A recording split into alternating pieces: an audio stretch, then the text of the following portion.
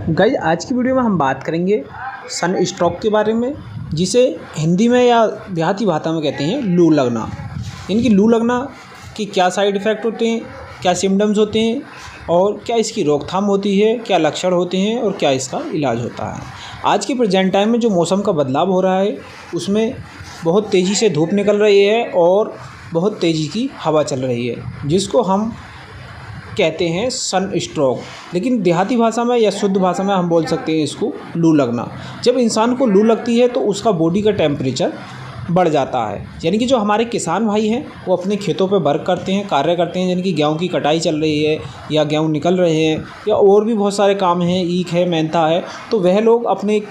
Farm पर काम कर रहे हैं तो उनको लू लगने की समस्या ज़्यादातर बनी रहती है। लू लगना एक खतरनाक बीमारी है जिसके कारण लोगों की मृत्यु भी हो जाती है। लू लगने की अगर बात की जाए इसके क्या लक्षण होते हैं, तो इसके सिम्टम्स की बात की जाए तो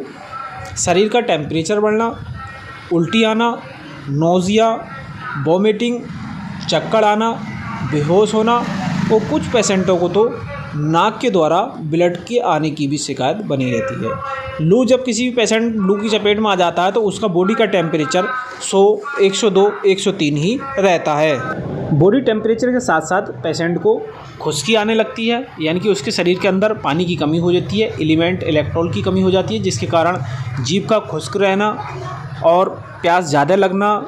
चक्कर आना, जी मचलाना और पेशेंट को बेहोशी होने जैसी संकेत देखने को मिलते हैं। जैसे कि हमारे किसान भाई हैं लगातार अपने खेत में काम कर रहे हैं, वर्क कर रहे हैं और उसके साथ साथ उनके शरीर पर जब सूरज की किरणें यानी कि धूप पड़ती है तो शरीर का हीटिंग हो जाता है और हीटिंग होने के बाद उनके शरीर के अंदर से ग्लूकोज और एलिमेंट की मात्रा कम हो जाती है, जिससे कि उनका शरीर वीक हो जाता है और उनको वॉमिटिंग या लूज मोशन की शिकायत बनी रहती है।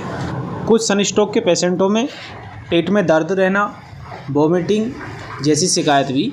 बनी रहती है। अगर बात की जाए कि घरेलू उपचार में आपको क्या करना चाहिए, अगर आपके पास डॉक्टर नहीं है और किसी भी पेशेंट को सन स्ट्रोक की चपेट में आ गया है, यानी कि लू लग गई है, लू की चपेट में आ गया है, तो सबसे पहले आपको उसको खुली जगह में रखना है। रखने के बाद आपको, अगर आपके यहाँ पर फ़ैन की सुविधा है तो आप उसको पंखा चला दें और ठंडे पानी से उनके शरीर का जो है तापमान नॉर्मल करें। जो पानी होता है पानी में कपड़ा भिगो लें, सूती कपड़ा भिगो के उनके शरीर पर फिराएं और माथे पर रखें, जिससे कि उनके बॉडी का टेम्परेचर कम हो जाए। अगर आपके यहाँ पर एसी की सुविधा है तब आप थोड़ी देर के लिए एसी भी चला सकते हैं, क्योंकि इसमें पेशेंट का जो टेम्परेचर है वो फीवर की वजह से नहीं बढ़ा है, वो लू लगना यानी कि सन स्ट्रोक की वजह से बढ़ गया है। जब टेम्परेचर आपको नॉर्मल करना बहुत ही ज़रूरी होता है। टेम्परेचर लो करने के साथ साथ अगर आपके फ्रिज में कोई ORS या इलेक्ट्रोल जैसी चीज़ रखी है तब आप पेशेंट को उसको पिलवाएं, जिससे कि बॉडी का जो एलिमेंट्स की कमी आ गई है, बॉडी में पानी की कमी है, खुश्की लग रही है, उससे पेशेंट को आराम मिल जाएगा और उसके बाद आप अपने नज़दीकी डॉक्टर के पास जाएं। जब आप नज़दीकी डॉक्टर के पास जाते हैं तो डॉक्टर आपको क्या क्या ट्रीटमेंट देते हैं, तो ट्रीटमेंट भी बताएंगे आपको। तो सबसे पहले आपको क्या करना है कि पेशेंट को RL, DNS, RL जैसी ड्रिप लगा देनी है। ड्रिप लगाने के बाद आपको ड्रिप के अंदर अगर पेशेंट को वीकनेस ज़्यादा है, बेहोशी की कंडीशन में, तब आप MBI या पोलिवियन इंजेक्शन भी डाल सकते हैं। जब ये इंजेक्शन डालेंगे तो ये पेशेंट की कमजोरी को, वीकनेस को कम करेंगे और पेशेंट का जो टेम्परेचर है, बॉडी का टेम्परेचर, वो भी धीरे धीरे नॉर्मल हो जाता है। अगर बात की जाए कि इसमें क्या नहीं देना है, तो कुछ डॉक्टर क्या होती हैं कि इस कंडीशन में विशेष ध्यान रखें कि आपको कौन कौन सी मेडिसिन्स नहीं देनी है। तो आपको PCM यानी कि पैरासीटामोल, एस्पिरिन, आइब्रोफेन, ये टैबलेट कभी भी भूल कर भी नहीं देनी है, क्योंकि जब आप ये टैबलेट देते हैं तो ये आप पेशेंट को देंगे तो उसका बॉडी के टेम्परेचर पे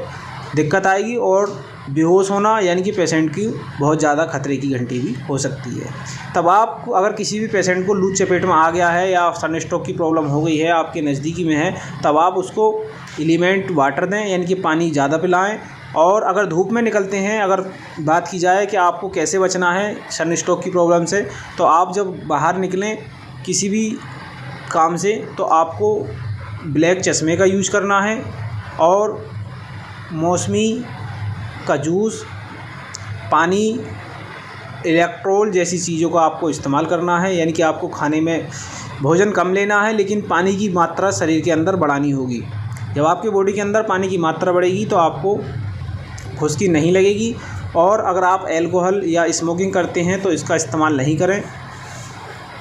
आप कहीं भी खेत पे या अपने कहीं भी फार्म पे या कोई भी काम कर रहे हैं धूप में, तब आप अपने सर से कोई कपड़ा बांध लें जिससे कि आपके हेड पर प्रॉब्लम नहीं आए, क्योंकि इसमें हेडेक,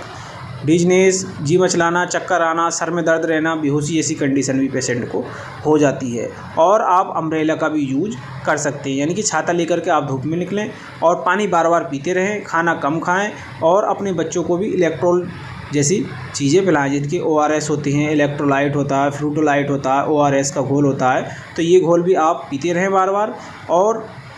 अधिक जानकारी के लिए अपने नज़दीकी डॉक्टर को मिलें। अगर आपको वीडियो अच्छी लगी हो तो हमारे चैनल को सब्सक्राइब करना नहीं भूलें।